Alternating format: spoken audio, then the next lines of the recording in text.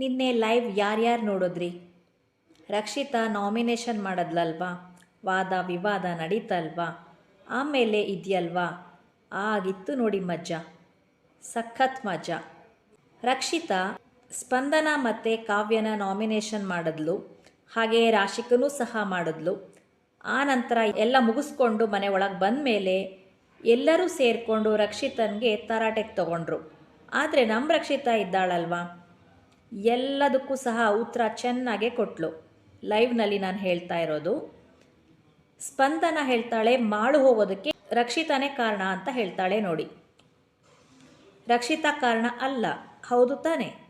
ಸ್ಪಂದನ ಕಾರಣ, ಹಾಗೆ big boss ಕಾರಣ. ಏಕೆಂದರೆ ಸ್ಪಂದನನ ಉಳಿಸ್ಕೊಳ್ಬೇಕಾಗಿ ಬಂದ ಮೇಲೆ ಮಾಳುನ ಕಳಿಸ್ಲೇಬೇಕಲ್ವಾ. ಸೊ ಮಾಳು ಎಲಿಮಿನೇಟ್ ಆಗಿ ಹೋದರು. ಇದಕ್ಕೆ ಹೇಗೆ ರಕ್ಷಿತಾ ಕಾರಣ ಆಗ್ತಾಳೆ? ನನಗಂತೂ ಗೊತ್ತಾಗಲಿಲ್ಲ. ಅದೆಲ್ಲ ಆದಮೇಲೆ ಇವರೆಲ್ಲ ರೂಮಿಗೆ ಸೇರ್ಕೊಂಡ್ಬಿಟ್ರು. ರಾಶಿಕಾ, ಸ್ಪಂದನ ಮತ್ತು ಕಾವ್ಯ 3 ಜನನು ಮಾತಾಡ್ತಾ ಇದ್ದಾರೆ ರಕ್ಷಿತನ ಮೇಲೆ. ಇಲ್ಲ ಸಲ್ಲದನ್ನೆಲ್ಲ ಮಾತಾಡ್ತಾ ಇದ್ದಾರೆ. ರಘುಗೆ ಹೇಳ್ತಾ ಇದ್ದಾಳೆ ರಕ್ಷಿತಾ, ನೋಡಿ ರೂಮ್ನಲ್ಲಿ ನಂದೇ ಮಾತು ನಡೀತಾ ಇದೆ ಅಂತ. ಹೌದು, ಅವಳದೇ ಮಾತು ನಡೀತಾ ಇತ್ತು. ಆಗ ಅಶ್ವಿನಿ ಮತ್ತು ರಘು, ಧ್ರುವಂತ್ ಎಲ್ಲರೂ ಹೇಳ್ತಾರೆ ರಕ್ಷಿತನ್ಗೆ, ನೀನು ಚಂದವಾದ ಮಾಡಿದೆ, ಸಖತ್ತಾಗಿ ಮಾತಾಡಿದೆ, ನನಗಂತೂ ತುಂಬ ಇಷ್ಟ ಆಯಿತು ಅಂತ ರಘು ಹೇಳ್ತಾರೆ. ಅಶ್ವಿನಿ ಹೇಳ್ತಾ ಇದ್ಲು, ಈ ಚಿನ್ಕುರುಳಿ ಇದ್ದಾಳಲ್ವಾ, ಹೇಗೆ ಮಾತಾಡೋದ್ಲು ನೋಡಿ ಅಂತ. ಹಾಗೆ ಮತ್ತೆ ರಘು ಹೇಳ್ತಾರೆ, ಇವಳಿಗೆ ಕನ್ನಡ ಭಾಷೆ ಸಖತ್ತಾಗಿ ಬಂದಿದ್ರೆ ಎಲ್ರನ್ನೂ ಹುರಿದು ಮುಕ್ಬಿಡ್ತಿದ್ಲು, ಹಾಗಿತ್ತು ಇವಳು ಹವಾ ಅಂತ ರಘು ಹೇಳ್ತಾ ಇದ್ರು. ಇವಾಗೇನು ಫ್ಲ್ಯಾಗ್ ಎತ್ಕೊಂಡು ರಕ್ಷಿತಾ ಒಂದು ಅಧಿಕಾರ ಪಡ್ಕೊಂಡಿದ್ಲಲ್ವ, ಆ ಅಧಿಕಾರನ ಸಖತ್ತಾಗಿ ನೀನು ಉಪಯೋಗಿಸ್ಕೊಂಡೆ ಅಂತ ಎಲ್ಲರೂ ಹೇಳ್ತಾ ಇದ್ರು.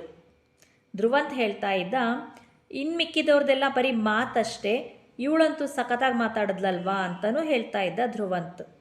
ಇನ್ನು ಮಿಕ್ಕಿದವ್ರದ್ದು ಅಂದರೆ ರಾಶಿಕಾ ಮತ್ತು ಕಾವ್ಯ, ಸ್ಪಂದನ, ಇವ್ರದ್ದೆಲ್ಲ ಬರೀ ಮಾತಲ್ಲಷ್ಟೇ, ಇನ್ನು ಕೆಲಸದಲ್ಲಿ ಇನ್ನೇನು ನಡೆಯಲ್ಲ ಅಂತ ಹೇಳ್ತಾ ಇದ್ದ ಧ್ರುವಂತ್. ಅಲ್ಲೇ ಮಧ್ಯದಲ್ಲಿ ನಮ್ಮ ಗಿಲ್ಲಿಗೆ ಗ್ಯಾಸ್ಟ್ರಿಕ್ ಥರ ಆಗಿಬಿಟ್ಟಿದೆ, ನಮ್ಮ ಗಿಲ್ಲಿಗೆ ಗ್ಯಾಸ್ಟ್ರಿಕ್ ಆಗಿಬಿಡ್ತಂತೆ. ಅದರಿಂದ ರಘು ಒಂದು ರೆಮಿಡಿ ಹೇಳಿದ್ರು. ಅದೇನೆಂದರೆ ಬೆಳ್ಳುಳ್ಳಿಯನ್ನು ಕಚ್ಚಿ ತಿನ್ನಬೇಕಂತೆ. ಆಗ 15 ನಿಮಿಷದಲ್ಲೇ ಗ್ಯಾಸ್ಟ್ರಿಕ್ ಹೊರಟೋಗುತ್ತಂತೆ. ಹಾಗೇ ಮಾಡ್ತಾ ಇದ್ದಾನೆ ಗಿಲ್ಲಿ. ಇನ್ನು ಮಾತಾಡ್ತಾನೇ ಇದ್ದರು ಆ 3 ಕಿತಾಪತಿಗಳು. ಅದಕ್ಕೆ ರಘು ಹೇಳ್ತಾ ಇದ್ರು, ಅವ್ರು ಏನೇ ಬಂದು ಕೇಳಿದ್ರು ನೀನೇನು ಉತ್ತರ ಕೊಡಬೇಡ, ಎಕ್ಸ್ಟ್ರಾ ಮಾತಾಡೋದಕ್ಕೆ ಹೋಗಬೇಡ, ಸುಮ್ಮನಿದ್ಬಿಡು ಅಂತ. ಹೌದು ನಾನು ಸುಮ್ಮನಿದ್ಬಿಡ್ತೀನಿ ಅಂತ ರಕ್ಷಿತಾ ಹೇಳ್ತಾ ಇದ್ಲು. ಅದಾದ ಸ್ವಲ್ಪ ಟೈಮ್ಗೆ ಗಿಲ್ಲಿ ಹತ್ರ ಹೋಗಿ ಕಾವ್ಯ ಕೂತ್ಕೊಳ್ತಾಳೆ, ಧನುಷ್ ಹತ್ರ ರೂಮ್ನಲ್ಲಿ ಸ್ಪಂದನ ಕೂತ್ಕೊಳ್ತಾಳೆ, ರಾಶಿಕಾ ಮಲ್ಕೊಂಡ್ಬಿಡ್ತಾಳೆ. ಅಂದರೆ ಮಲಗಿರಲಿಲ್ಲ, ಎಲ್ಲರ ಮಾತು ಕೇಳಿಸ್ಕೊಂಡು ಹಾಗೆ ಮಲ್ಕೊಂಡಿರ್ತಾಳೆ.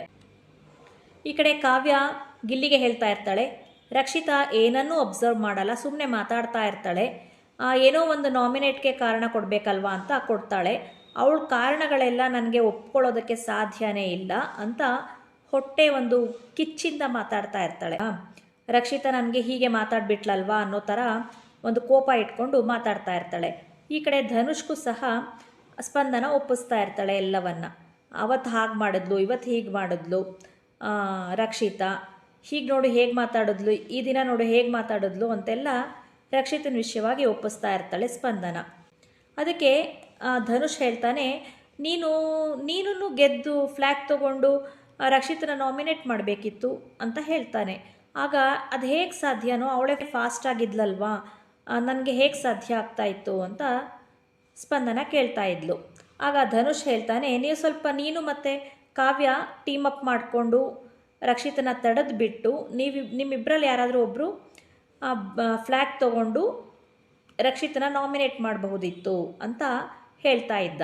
ಏನೋ ಒಂದು ರೆಸಿಪಿ ಮಾಡಿದ್ರಲ್ವ ರಘು ಅವರು ಡಿನ್ನರ್ಗೆ, ಆ ರೆಸಿಪಿಗೆ ಏನೇನು ಹಾಕಿದ್ರಿ ಅಂತೆಲ್ಲ ಕೇಳ್ಕೊಂಡು ತಿಳ್ಕೊಳ್ತಾ ಇದ್ದಾಳೆ ಅಶ್ವಿನಿ. ಹಾಗೆಯೇ ನನ್ನ ಹೆಂಡತಿಗೆ ತುಂಬ ಇಷ್ಟ ರಕ್ಷಿತಾ, ಅದರಿಂದ ನಮ್ಮ ಮನೆಯಲ್ಲಿ ಒಂದು 15 ದಿನ ಇಟ್ಕೊಂಡ್ಬಿಡ್ತೀನಿ ರಕ್ಷಿತನ್ನ. ಈಗ ಫ್ಯಾಮಿಲಿ ರೌಂಡ್ ನಡೀತಲ್ವ, ಅದರಲ್ಲಂತೂ ನನ್ನ ಮಗ ರಕ್ಷಿತನ ವಿಷಯನೇ ಮಾತಾಡ್ತಾ ಇದ್ದ. ನಮ್ಮ ವೈಫ್ಗೂ ಅಷ್ಟೇ ರಕ್ಷಿತಾ ತುಂಬ ಇಷ್ಟ ಆಗಿಬಿಟ್ಟಿದ್ದಾಳಂತೆ, ಅದಕ್ಕೆ 3 ಬಟ್ಟೆ ತಂದು ಕೊಟ್ಟಿದ್ದಾಳೆ ರಕ್ಷಿತನ್ಗೆ ಅಂತ ಖುಷಿಯಾಗಿ ರಘು ಹೇಳ್ತಾ ಇದ್ದ. ಇಟ್ಕೊಳ್ಳಿ ಚೆನ್ನಾಗಿರತ್ತೆ ಅಂತ ಅಶ್ವಿನಿ ಹೇಳ್ತಾ ಇದ್ಲು. ಹಾಗೆ ಮಲ್ಕೊಳ್ಳೋದಕ್ಕೆ ಅಂತ ಹೇಳಿ ಅಶ್ವಿನಿ ರೂಮ್ಗೆ ಬಂದಾಗ ಧ್ರುವಂತ್ ಅಲ್ಲೇ ಇರ್ತಾನಲ್ವಾ.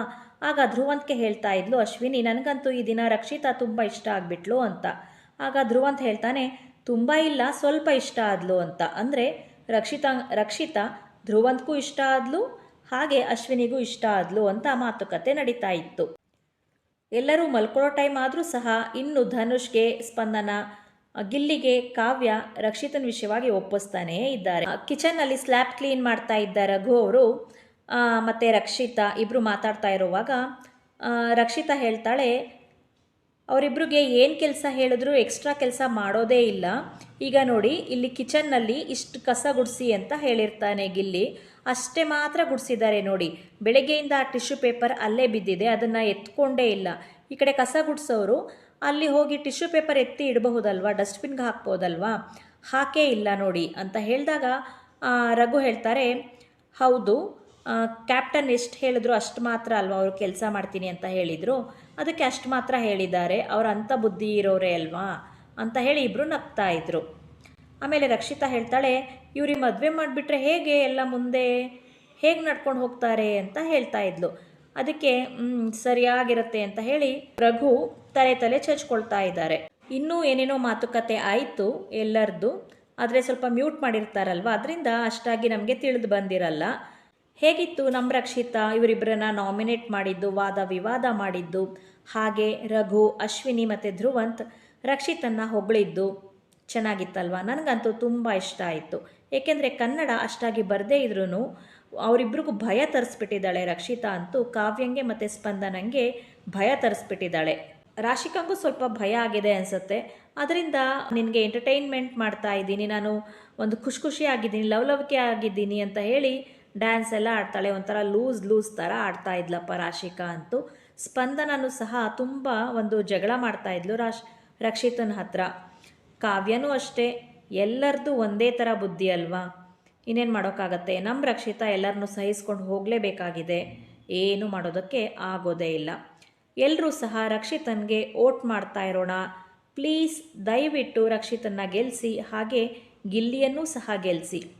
ಕಾವ್ಯ, ಸ್ಪಂದನ, ಧನುಷ್ ಇವ್ರ ಬುದ್ಧಿ ನಿಮಗೆ ಗೊತ್ತೇ ಇದೆ ಅಲ್ವಾ, ಅವರನ್ನಂತೂ ಗೆಲ್ಲಿಸೋದಕ್ಕೆ ಹೋಗಲೇಬೇಡಿ.